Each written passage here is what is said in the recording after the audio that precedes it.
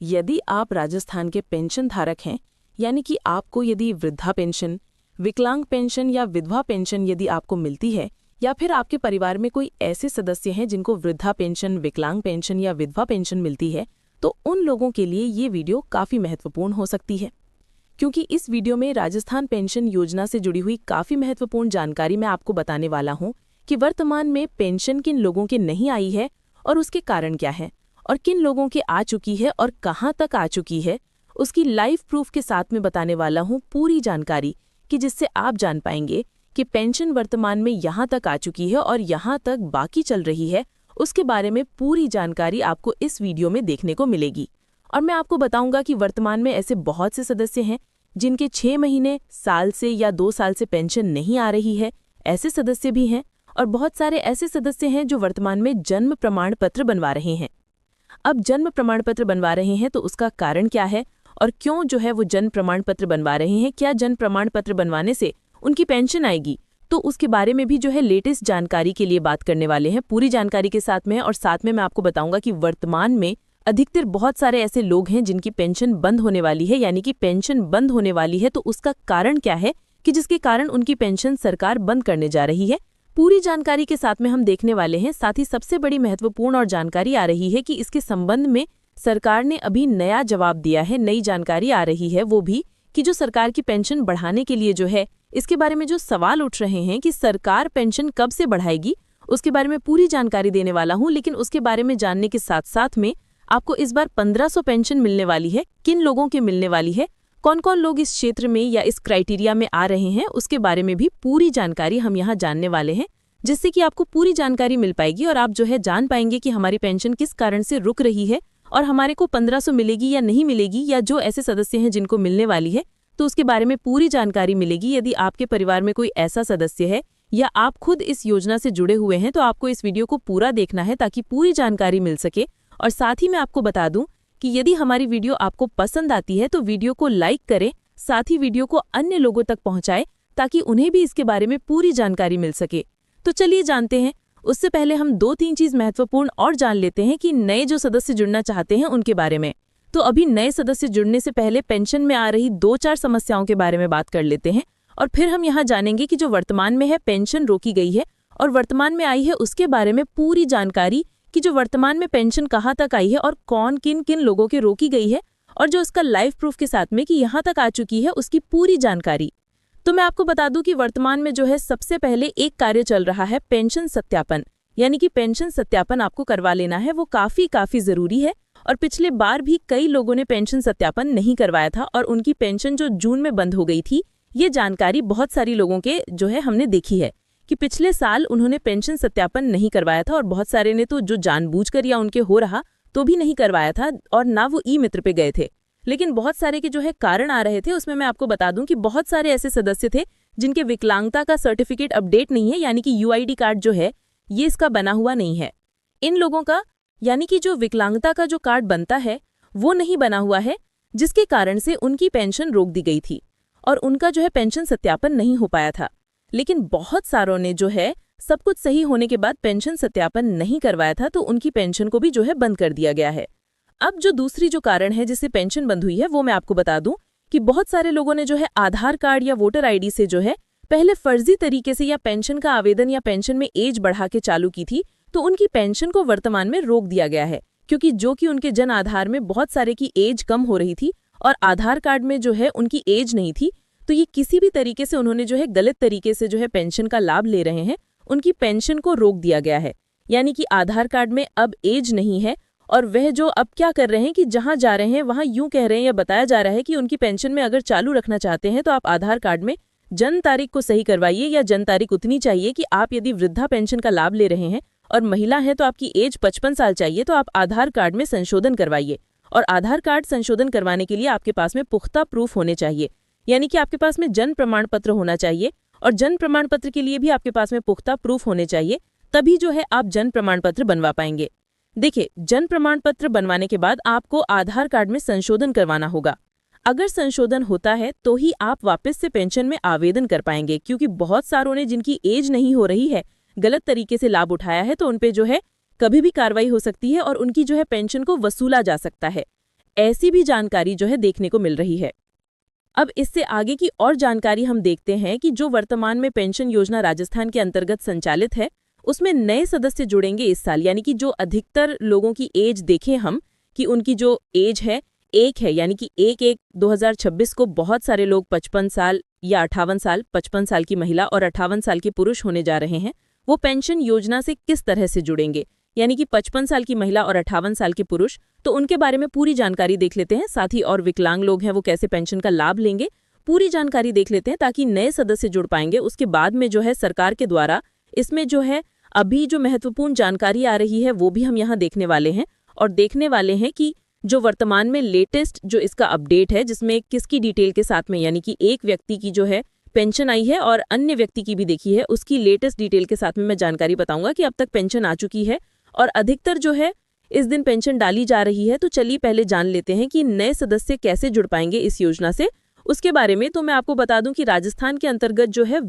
जो मुख्यमंत्री वृद्धा पेंशन है, उसके अंतर्गत जो महिला है उनको 55 साल की एज की आवश्यकता होती है और पुरुषों को 58 साल की एज की आवश्यकता होती है, वही वृद्धा पेंशन का लाभ ले सकते हैं। अब बात करें हम यहाँ की इसके लिए आय का क्राइटेरिया क्या रखा गया है, तो वो क्राइटेरिया 48,000 रुपये रखा गया है और इनको जो पेंशन मिलती है वो पेंशन मिलती है 150 रुपये, यानी कि 1250 रुपये इनको प्रतिमाह पेंशन मिलती है वृद्धा पेंशन के अंतर्गत। अब हम यहाँ बात करें कि मुख्यमंत्री एकल नारी सम्मान पेंशन योजना, तो मुख्यमंत्री एकल नारी पेंशन योजना में कौन लाभ ले सकते हैं, तो उसके लिए मैं आपको बता दूं कि वो जो है 18 वर्ष से अधिक की आयु की महिला जो विधवा है या तलाकशुदा है या पतिता है, वो महिला जो है इस योजना के अंतर्गत लाभ ले सकती है। यानी कि 18 वर्ष से अधिक की महिला होनी चाहिए, वही इस योजना का लाभ ले सकती है। अब चलिए इसके लिए आय का क्राइटेरिया 48,000 रुपये रखा गया है कि उसके 48,000 रुपये से अधिक की आय उसकी नहीं होनी चाहिए, तभी जो है उसको इसका लाभ मिलेगा। यानी कि 1250 रुपये कब तक मिलेगा, 18 से 75 के मध्य में, और 75 से अधिक की यदि हो जाती है तो उनको जो मिलने वाला है वो लाभ मिलेगा कितना, 1500 रुपये। अब अगली हम यहाँ बात करें कि मुख्यमंत्री विशेष योगजन सम्मान पेंशन योजना, यानी मुख्यमंत्री विशेष योगजन सम्मान पेंशन योजना, तो इसमें कौन कौन लाभ ले सकते हैं और कैसे जुड़ सकते हैं, पूरी अंत तक हम जानकारी देखने वाले हैं कि आपको आवेदन भी कैसे करना है, क्या क्या जो आपको प्रोसेस रहती है वो भी जानकारी हम यहाँ देखेंगे कि इसके लिए जो है किसी भी आयु विशेष योगजन की जो है निशक्तता, यानी कि विकलांगता जो 40% या उससे अधिक होनी चाहिए, तभी जो है इस योजना में लाभ पाएंगे। और आय जो है 60,000 रुपये से अधिक उनकी नहीं होनी चाहिए, उन्हें 1250 रुपये का इसके अंतर्गत लाभ मिलता है। ये भी एक महत्वपूर्ण योजना है जिसके अंतर्गत जो विकलांगताओं को जो है अपनी जीवन स्तर को सुधारने के लिए या उनका स्तर ऊंचा उठाने के लिए सरकार के द्वारा ये योजना चलाई जा रही है। इसके अलावा अब हम यहाँ बात करें तो लघु एवं सीमांत कृषक वृद्धजन पेंशन योजना है, जो भी आपको 55 और 58 साल की एज के अंतर्गत आपको मिलती है। अब हम यहाँ बात करें कि ये सारी चीजें आपके पास में इनमें से किसी भी क्राइटेरिया में आप आते हैं तो जो है आप आवेदन कर सकते हैं। अब नए साल को जिनकी एज 55 या 58 साल, यानी कि महिलाओं की 55 साल और पुरुषों की 58 साल होने जा रही है, तो उन्हीं जो इस योजना का लाभ लेने के लिए देखो कई जगह तो सीधे ऑनलाइन आवेदन के माध्यम से आप जो है पेंशन योजना में जुड़ सकते हैं। उसके अलावा आपको कुछ नहीं कराना होता है, आपके जन आधार में KYC सभी की सदस्यों की, और आपको इनकम अपडेट करवानी होती है। इनकम अपडेट करवाने के बाद आपको जो है उसमें अब इनकम अपडेट होगी और फिंगर के माध्यम से आपका पेंशन का आवेदन ई-मित्र से करवा देना होता है। उस आवेदन होने के बाद 20 से 25 दिन में आपका पेंशन का आवेदन संपूर्ण हो जाता है, प्रक्रिया पूर्ण हो जाती है, जांच पूर्ण हो जाती है। उसके बाद आपकी पेंशन को प्रारंभ कर दिया जाता है। अब आगे हम यहाँ बात करें कि बहुत सारी जगह ऑफलाइन जो है इसकी प्रोसेस करनी होती है, और ये तो ऑनलाइन तो होगी ही, उससे पहले आपको जो है इसके लिए जो है आपकी इनकम के जो है फॉर्म होता है, उस पर 2 गवाहों के साइन, और जो पेंशन का फॉर्म होता है वो ई-मित्र से लेना है आपको, और उसमें जो है सरपंच, सचिव और पटवारी के आपको साइन करवाने होते हैं, और तहसीलदार साहब के भी आपको साइन करवाने होते हैं। साइन करवाने के बाद ऑनलाइन आवेदन करने के बाद उसकी जो प्रिंट निकलती है उसको ले जाकर आपके पंचायत समिति कार्यालय में, जहाँ पेंशन का अलग से कार्यालय बना हुआ है, उसमें आपको ये जमा करवाने होते हैं। और जमा करवाने के बाद जो है आपको इसका लाभ मिलना प्रारंभ हो जाता है। यानी कि आप यदि पात्र पाए जाते हैं तो आपको इन सभी जो से संबंधित जो भी पात्रता रखते हैं, जिस क्राइटेरिया में आते हैं, तो उसका आपको लाभ मिलना प्रारंभ हो जाता है। अब चलिए आगे की बात करते हैं कि अब तक वर्तमान में कहाँ तक पेंशन आ चुकी है और किन किन लोगों के कहाँ तक बकाया चल रही है। तो पूरी जानकारी जानेंगे इसमें इस सदस्य की, और उसके बारे में आगे भी हम जानने वाले हैं कि आगे की प्रक्रिया क्या है और सरकार इसके लिए क्या प्रयास कर रही है कि वृद्ध जो लोग हैं उनको किस तरह से लाभ देना चाहती है, वो जानकारी भी हम यहाँ देखेंगे। तो ये सदस्य लेकर आया हूँ जिसमें से मैंने बहुत सारे सदस्य की देखी है, उसके बाद में एक सदस्य की डिटेल में आपके लिए लेकर आया हूँ। तो जनवरी महीने की या पेंशन की बात करें इस सदस्य की, तो जनवरी, फरवरी, मार्च, अप्रैल, मई, जून, जुलाई, मतलब ये 2025 से जनवरी से लगाकर जुलाई तक की सारी पेंशन इनके जो हैं यहाँ देखें हम तो आ चुकी है, कोई भी बकाया नहीं चल रही है। यानी कि जो पेंशन आई है वो देखें तो 1150 आई थी पूर्व यहाँ तक तो, और फिर 1250 हो चुकी थी। कहाँ से? अब जो है अप्रैल महीने से 1250 हो चुकी थी, वो देख लीजिए आप। अब आगे हम इसी सदस्य की देखें कि आगे की जो है पेंशन कितनी आई है, तो यहाँ अगस्त महीने की देखें आप, तो अगस्त महीने की आ चुकी है और सितंबर महीने की आ चुकी है। और अंतिम पेंशन जो गिरी थी वो हम यहाँ देखें तो 17/11/2025 को इनकी पेंशन गिरी थी, वो 12 AM पर। तो अब जो बाकी चल रही है अक्टूबर और नवंबर महीने की पेंशन बाकी चल रही है, अक्टूबर नवंबर महीने की पेंशन बाकी चल रही है। यानी कि जो वर्तमान में पेंशन है सभी की लगभग जो है अक्टूबर नवंबर महीने की पेंशन बाकी चल रही है, मैंने देखा है डिटेल से। तो और अगर किसी के कारण अलग है, किसी कारण से उन्होंने सत्यापन नहीं करवाया है, उनकी और कोई समस्या आ रही है, या पेंशन को रिजेक्ट कर दिया गया है, या बैंक डिटेल अपडेट नहीं है, और बहुत सारी समस्या है, जिनके बैंक चेंज हुआ है तो उनको भी जो है समस्या आ रही है, उस कारण से नहीं गिरी हो सकती है। लेकिन ये जो वर्तमान में पेंशन है 2 महीने की ही बकाया चल रही है अधिकतर लोगों के, जिनके पेंशन सत्यापन हो गया है और अन्य कोई समस्या नहीं आ रही है। तो अब देखिएगा, अब ये सारी चीज़ जान लिया आपने। अब इसके बाद में मैं आपको बता दूं कि अब लोग ये जानना चाह रहे होंगे कि किन लोगों को जो है 1500 पेंशन मिलने वाली है। तो 1500 पेंशन उनको मिलेगी जिनकी जो है एक को उनकी 75 साल से अधिक एज हो रही है, तो उनको जो है अब 1500 रुपये पेंशन मिलने वाली है। यानी कि 75 साल से अधिक के लोगों को जो है 1500 रुपये पेंशन मिलती है। ये जानकारी भी एक आपके लिए महत्वपूर्ण है, क्योंकि अधिकतर लोगों की जो एक तारीख है, जिनकी जो एज है, उनको जो मतलब पेंशन 1 तारीख के बाद में जो है वो अपने 75 साल की हो जाएगी, तो उनको मिलना प्रारंभ हो जाएगी। अब देखते हैं कि अधिकतर पेंशन किस दिन को डाली जा रही है, वो भी हम यहाँ देख लेते हैं। तो मैं आपको बता दूं कि अधिकतर पेंशन जो है 10 से 20 तारीख के मध्य में जो है डाली जाती है। तो आपको 10 से 20 तारीख के बाद में, यानी कि 20 से बाद में ही जाना है, ताकि हर महीने में तो आपको पेंशन मिल सके। ये भी एक महत्वपूर्ण जानकारी है, जिससे आपको पता चला होगा और बार बार आप ई मित्र के चक्कर नहीं काटने होंगे। तो चलिए आगे हम इसके संबंध में और अन्य जानकारी भी देख लेते हैं, जिससे जो है आप जान पाएंगे कि जो सरकार के द्वारा आपके लिए क्या प्रयास किए जा रहे हैं और पेंशन कब से बढ़ेगी, और बढ़ेगी या नहीं बढ़ेगी वो भी जानकारी हम यहाँ देख लेते हैं। पेंशन क्यों नहीं बढ़ती है, सरकार संसद में पूछा सवाल, मंत्री ने दिया 2 टूक जवाब। मिनिमम पेंशन को लेकर जो है सरकार का बड़ा अपडेट आया है। लंबे समय से इसे बढ़ाने की मांग उठ रही थी, जिसमें जो है